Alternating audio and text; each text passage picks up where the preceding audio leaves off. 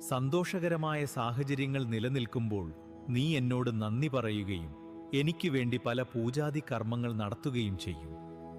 എന്നാൽ അശുഭകരമായ കാര്യങ്ങൾ നിന്റെ ജീവിതത്തിൽ വന്നു ചേരുമ്പോൾ വിശിഷ്ടമായ മനുഷ്യജീവിതം എന്തിനു ദാനം ചെയ്തു എന്ന ചോദ്യമാണ് നാം കൂടുതലായി കേൾക്കുന്നത്.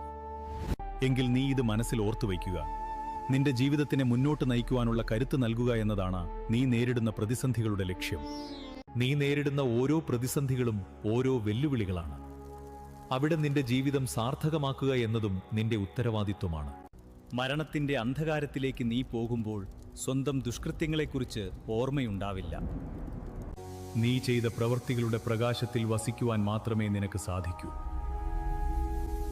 അത് കഴിഞ്ഞാൽ മാത്രമേ നിന്റെ ജീവിതത്തിന്റെ അടുത്ത അധ്യായത്തിലേക്ക് കടക്കുവാൻ സാധിക്കൂ.